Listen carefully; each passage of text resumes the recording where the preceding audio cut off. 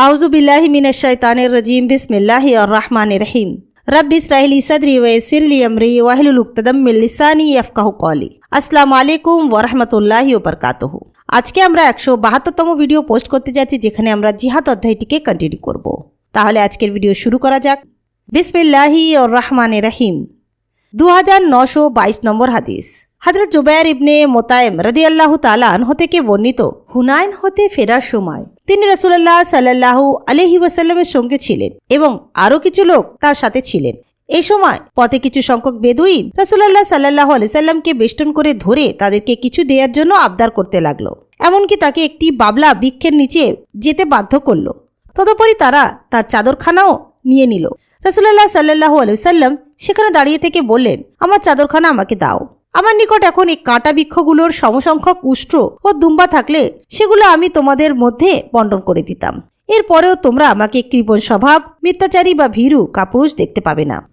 2923 নম্বর হাদিস।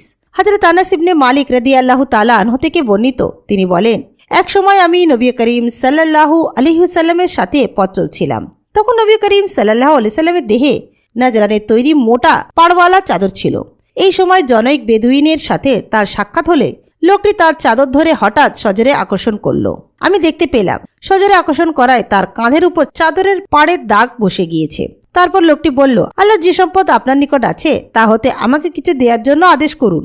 এটা শুনে নবী করিম সাল্লাল্লাহু আলাইহি সাল্লাম তার দিকে চেয়ে হাসলেন এবং তাকে কিছু দেওয়ার জন্য আদেশ করলেন। 2924 নম্বর হাদিস। হযরত আব্দুল্লাহ থেকে বর্ণিত, তিনি বলেন, নবী করিম সাল্লাল্লাহু আলাইহি ওয়াসাল্লাম হুনাইনের যুদ্ধে প্রাপ্ত গনিমতের মাল বন্টনকালে কতিপয় লোককে অগ্রাধিকার দান করলেন। তিনি আকরা ইবনে হাবিসকে 100 উট দিলেন এবং ওয়াইনাকেও এরূপ দান করলেন এবং আরবের গণ্যমান্য কিছু লোককে ওই দিন তিনি মাল বন্টনের ব্যাপারে অগ্রাধিকার দিলেন। এ সমস্ত দেখে এক ব্যক্তি বলে ফেলল, এ প্রকার বন্টনে কোনো রূপ ইনসাফ করা হলো না বা আল্লাহর সন্তুষ্টি লাভের প্রতি ভ্রুক্ষেপ করা হলো না। রাবি বলেন, আমি তাকে বললাম, আল্লাহর শপথ, তুমি যা বললে সে সম্পর্কে আমি নবী করিম সাল্লাল্লাহু আলাইহি সাল্লামকে অবহিত করব। সুতরাং আমি নবী করিম সাল্লাল্লাহু আলাইহি সাল্লামকে এটা জানালাম। তিনি বললেন, আল্লাহ এবং তার রসুল যদি ইনসাফ না করেন তবে আর কে ইনসাফ করবে? আল্লাহ মুসার উপর রহমত বর্ষণ করুন। তাকে এর তুলনায়ও অধিক কষ্ট দেয়া হয়েছিল, কিন্তু তিনি ধৈর্য ধারণ করেছিলেন। 2925 নম্বর হাদিস।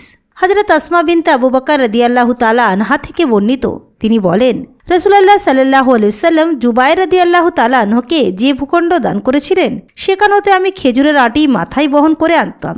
আমাদের বাড়ি হতে ওই জায়গাটি এক ফারসাখের 2/3 দূরত্বে অবস্থিত ছিল। আবু জামরা হিসাম এবং তার পিতা হতে বর্ণনা করেছেন যে বনি নুজাইরের সম্পদ হতে রাসূলুল্লাহ সাল্লাল্লাহু আলাইহি ওয়াসাল্লাম জুবায়েরকে 1 খণ্ড ভূমি দিয়েছিলেন। 2926 নম্বর হাদিস। হযরত ইবনে উমর রাদিয়াল্লাহু তাআলা আনহু থেকে বর্ণিত, উমর ইবনে খাত্তাব রাদিয়াল্লাহু তাআলা আনহু ইহুদি ও খ্রিস্টানদেরকে হেজাজ ভূমি হতে দেশান্তরিত করেছিলেন। রাসূলুল্লাহ সাল্লাল্লাহু আলাইহি ওয়াসাল্লাম খায়বারবাসীদের বিরুদ্ধে জয়লাভ করলে ইহুদিদেরকে সেখান থেকে বহিষ্কারের ইচ্ছা করেছিলেন, কেননা বিজয় লাভের পর সেই এলাকা আল্লাহ, তার রসুল এবং মুসলমানদের কৃতিত্ব ও মালিকানাভুক্ত হয়ে গিয়েছিল। সুতরাং ইহুদিরা রাসূলুল্লাহ সাল্লাল্লাহু আলাইহি সাল্লামের নিকট এই শর্তে তথায় থাকার আবেদন জানালো যে তারা ভূমিতে কাজ করবে এবং বিনিময়ে উৎপন্ন ফল ফসলের অর্ধেক গ্রহণ করবে। রাসূলুল্লাহ সাল্লাল্লাহু আলাইহি সাল্লাম বললেন, এই শর্তে আমরা তাদেরকে আমাদের যতদিন ইচ্ছা থাকতে দেব। উমর রাদিয়াল্লাহু তাআলা আনহু তার খেলাফতের আমলে তাদেরকে উচ্ছেদ করে তাইমা ও আরিহাই পাঠিয়ে না দেওয়া পর্যন্ত তারা সেখানেই অবস্থান করছিল। রণক্ষেত্রে খাদ্যদ্রব্য প্রাপ্ত হওয়া ও তার হুকুম। 2927 নম্বর হাদিস।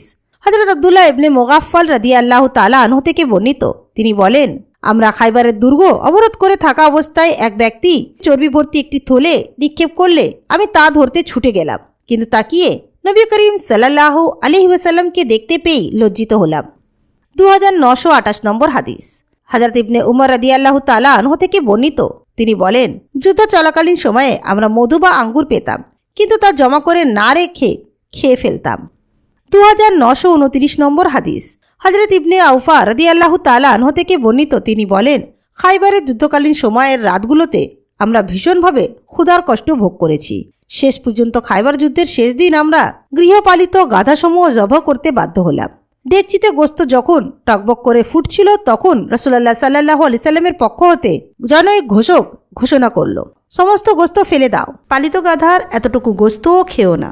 আমরা তখন বলাবলি করলাম যে গৃহপালিত গাধার গোস্ত রাসূলুল্লাহ সাল্লাল্লাহু আলাইহি ওয়াসাল্লাম এজন্য নিষিদ্ধ করেছেন যে তা হতে 1/5 পৃথক করা হয়নি। অন্য লোকেরা বলল, আল্লাহ তা হারাম করে দিয়েছেন। আমি সাইদ ইবনে জুবাইরকে জিজ্ঞেস করলে তিনি বললেন, আল্লাহ পালিত গাধার গোস্ত স্থায়ীভাবে হারাম করে দিয়েছেন। 2930 নম্বর হাদিস। হযরত ওমর রাদিয়াল্লাহু তাআলা আনহু থেকে বর্ণিত, তিনি বলেন, আমি জাবের ইবনে জায়েদ এবং আমর ইবনে আউসের সাথে বসা ছিলাম। 70 হিজরি সনে যে বছর মুসাব ইবনে জুবায়ের বাজরার অধিবাসীদের সাথে হজ সমাপন করেছিলেন, সে বছর বাজালা জমজম কূপের সিঁড়ির পাশে দাঁড়িয়ে বলেছেন, আমি আহনাফের চাচা জামি ইবনে মুয়াবিয়ার সচিব বা কাতিব ছিলাম। উমর ইবনে খাত্তাবের ইন্তেকালের 1 বছর পূর্বে আমরা তার একটি পত্র পেলাম। তাতে নির্দেশ ছিল, ইসলামী বিধানে যে সকল নারী পুরুষের বিবাহ নিষিদ্ধ, অগ্নিপূজকদের মধ্যে এরূপ বিবাহিত দম্পতি থাকলে তাদের মধ্যে বিচ্ছেদ ঘটিয়ে দাও। রাসূলুল্লাহ সাল্লাল্লাহু আলাইহি ওয়াসাল্লাম হাজার নামক স্থানের ইহুদিদের নিকট হতে জিনিয়া আদায় করেছিলেন। একথা আব্দুর রহমান ইবনে আওফ যতদিন উমরকে জানাননি ততদিন তিনি অগ্নিপূজকদের নিকট হতে জিজিয়া আদায় করতেন না। 2931 নম্বর হাদিস। বদর যুদ্ধে অংশগ্রহণকারী বানি আমের ইবনে লুয়াই গোত্রের মিত্র আমর ইবনে আওফ আনসারি হতে বর্ণিত, রাসূলুল্লাহ সাল্লাল্লাহু আলাইহি ওয়াসাল্লাম জিজিয়া আদায় করে আনার জন্য আবু উবাইদা ইবনে জারজারাহকে বাহরাইনে প্রেরণ করলেন। তিনি নবী করিম সাল্লাল্লাহু আলাইহি সাল্লাম বাহরাইনবাসীদের সাথে সন্ধি চুক্তিতে আবদ্ধ হয়েছিলেন। আবু উবাইদা বাহরাইন হতে আদায়কৃত জিজিয়ার অর্থ নিয়ে ফিরে আসলে আনসাররা তার আগমন সংবাদ শুনে নবী করিম সাল্লাল্লাহু আলাইহি সাল্লামের সাথে ফজরের নামাজ আদায় করলেন। তাদের সাথে নামাজ আদায়ের পর রাসূলুল্লাহ সাল্লাল্লাহু আলাইহি সাল্লাম যখন ফিরে চললেন তখন আনসাররা তার সামনে এসে দাঁড়ালেন। রাসূলুল্লাহ সাল্লাল্লাহু আলাইহি ওয়াসাল্লাম তাদেরকে দেখে মৃদুহাস্য করলেন এবং বললেন, আমার ধারণা তোমরা শুনেছ যে আবু উবাইদা কিছু অর্থ নিয়ে ফিরে এসেছে।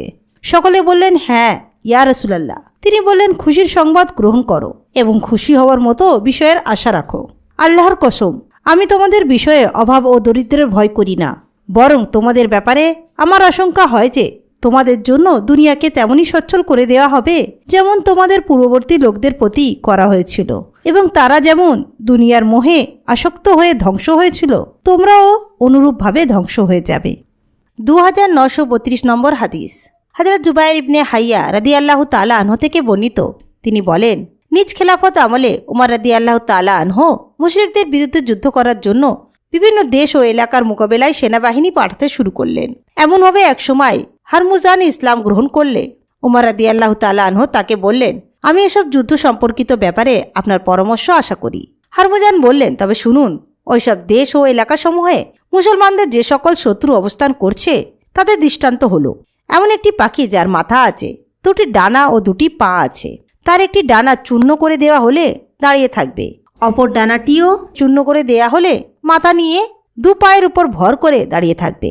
কিন্তু যদি মাথা চূর্ণ করে দেওয়া হয় তবে ডানা ও পদযুগল এবং মাথা অকর্ম হয়ে যাবে। পারস্যধিপতি কেশরা হলো মস্তক। একটি ডানা রোম সম্রাট কাইসার এবং অপর ডানাটি হলো পারস্য সাম্রাজ্য। অতএব আপনি পারস্যধিপতি কেশরার বিরুদ্ধে মুসলমানদেরকে যুদ্ধ প্রস্তুতির গ্রহণের নির্দেশ দিন। বাকার ও জিয়াদ উভয়ই জুবায়ের ইবনে হাইয়া হতে বর্ণনা করেছেন। অতঃপর উমর রাদিয়াল্লাহু তাআলা আনহু আমাদেরকে ডেকে সেনাবাহিনী গঠন করলেন এবং নোমান ইবনে মুকাররিনকে সেনাপতি নিযুক্ত করলেন। আমরা শত্রু এলাকায় পৌঁছলে পরাশক্তিপতির প্রতিনিধি ও 40,000 সেনা নিয়ে অগ্রসর হলো। যুদ্ধের সময় তাদের একজন দোভাষী দাঁড়িয়ে বলল, আপনাদের কেউ আমার সাথে কিছু কথা বলুন। মুগিরা ইবনে সোবা বললেন, যা ইচ্ছা বলতে পারেন। দোভাষী বললেন, আপনাদের পরিচয় দিন। মুগিরা বললেন, আমরা আরবের অধিবাসী কিছু লোক। আমরা খুবই কষ্টে কালাতিপাত করছিলাম, ভয়ঙ্করভাবে বিপদগ্রস্ত ছিলাম। ক্ষুধার জ্বালায় আমরা শুষ্ক চামড়া ও খেজুরের আটি চুষে খেতাম, পশমের মোটা বস্ত্র পরিধান করতাম এবং বৃক্ষ ও পাথরের পূজা করতাম।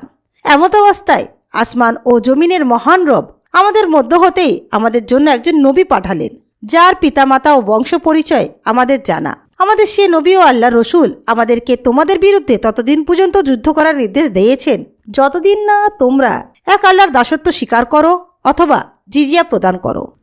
আমাদের নবী করিম সাল্লাল্লাহু আলাইহি সাল্লাম আমাদের প্রতিপালকের পক্ষ থেকে আমাদেরকে এটাও জানিয়েছেন যে এই যুদ্ধে আমাদের কেউ নিহত হলে সে অনুপম ও অফুরন্ত নিয়ামতপূর্ণ জান্নাতে চলে যাবে। যার মতো আর কোনো কিছুই দেখা যায়নি। আর আমাদের যারা জীবিত থাকবেন তারা তোমাদের উপর শাসনদণ্ডের অধিকারী হবেন।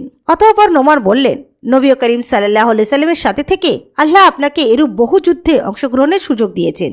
নবী করিম সাল্লাল্লাহু আলাইহি সাল্লাম কখনো আপনাকে লজ্জিত বা লাঞ্ছিত করেননি। আমি অনেক সময় রাসূলুল্লাহ সাল্লাল্লাহু আলাইহি সাল্লামের সাথে যুদ্ধে গিয়ে দেখেছি, তিনি যদি দিনের প্রথম ভাগে যুদ্ধ শুরু করতে না পারতেন তবে অপরাজের অনুকূল ঠান্ডা বাতাস প্রভাবিত না হওয়া পর্যন্ত দেরি করতেন। 2933 নম্বর হাদিস। হযরত আবু হুমায়দ সাইদি রাদিয়াল্লাহু তাআলা আনহু থেকে বর্ণিত, তিনি বলেন, আমরা রাসূলুল্লাহ সাল্লাল্লাহু আলাইহি সাল্লামের সাথে তাবুক যুদ্ধে শরীক হয়েছিলাম। ওই সময় আল্লাহর শাসনকর্তা রাসূলুল্লাহ সাল্লাল্লাহু আলাইহি সাল্লামকে একটি সাদা বর্ণের খতর ও একখানা চাদর টোকন দিয়েছিলেন এবং রাসূলুল্লাহ সাল্লাল্লাহু আলাইহি সাল্লাম তার দেশের জন্য একটি নিরাপত্তা পত্র লিখে দিয়েছিলেন। 2934 নম্বর হাদিস। হযরত জুয়াইরিয়া ইবনে তামিমি থেকে বর্ণিত, তিনি বলেন, আমরা উমর ইবনে খাত্তাব রাদিয়াল্লাহু তাআলা আনহুকে বললাম, হে আমরুল মুমিনিন, আমাদেরকে কিছু উপদেশ দিন। তিনি বললেন, আমি তোমাদেরকে আল্লাহর ওয়ালাম ও প্রতিশ্রুতি পালনের উপদেশ দিচ্ছি, কেননা তা তোমাদের নীরবী প্রতিশ্রুতি ও অঙ্গীকার এবং এতে রয়েছে তোমাদের সন্তানদের রিস্ক। 2935 নম্বর হাদিস। হযরত ইয়াহিয়া ইবনে সাঈদ রাদিয়াল্লাহু তাআলা আনহু থেকে বর্ণিত, তিনি বলেন, নবী করিম সাল্লাল্লাহু আলাইহি ওয়াসাল্লাম আনসারদেরকে বাহরাইনে ভূমি প্রদানের জন্য ডাকলেন। তারা বললেন, আল্লাহর শপথ, আমাদের ভাই কুরাইশদের অনুরূপ ব্যবস্থা না করলে আমরা তা গ্রহণ করতে পারি না। তিনি বললেন, আল্লাহর মর্জি তাদের জন্য অনুরূপ সুযোগ আসবে। তবুও আনসাররা পুনঃ পুনঃ একই কথা বলতে থাকলে তিনি বললেন, আমার ইন্তেকালের পর তোমরা দেখবে অযৌক্তিকভাবেও অগ্রাধিকার দেয়া হচ্ছে। তখন হতে হাউজের নিকট আমার সাথে সাক্ষাৎ না হওয়া পর্যন্ত ধৈর্য ধারণ করবে। 2936 নম্বর হাদিস। জাবের ইবনে আব্দুল্লাহ রাদিয়াল্লাহু তাআলা আনহু হতে বর্ণিত, তিনি বলেন, রাসূলুল্লাহ সাল্লাল্লাহু আলাইহি ওয়াসাল্লাম আমাকে লক্ষ্য করে বলেছিলেন, যদি আমার নিকট বাহরাইনের সম্পদ আসত তবে আমি তোমাকে এত এত এবং এত পরিমাণ অর্থ দিতাম।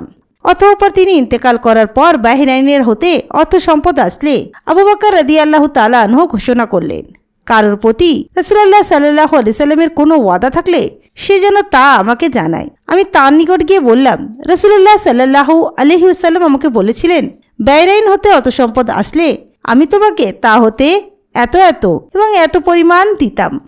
এটি শুনে আবু বকর রাদিয়াল্লাহু তাআলা আনহু আমাকে বললেন, দুহাত ভর্তি করে নাও। সুতরাং আমি দুহাত ভরে নিলে তিনি গুনে দেখতে বললেন। আমি গণনা করে দেখলাম 500। সুতরাং তিনি আমাকে 1500 দিলেন। ইব্রাহিম ইবনে তাহমান আব্দুল আজিজ এবং সুবাইবের মাধ্যমে আনাস রাদিয়াল্লাহু তাআলা আনহু হতে বর্ণনা করেছেন, নবী করিম সাল্লাল্লাহু আলাইহি ওয়াসাল্লামের নিকট বাহরাইন হতে অর্থ আনিত হলে তিনি বললেন, এগুলো মসজিদে স্তূপ করো। ওই পর্যন্ত রাসূলুল্লাহ সাল্লাল্লাহু আলাইহি সাল্লামের নিকট যত অর্থ আনিত হয়েছিল তার মধ্যে এই অর্থের পরিমাণই ছিল সর্বাধিক।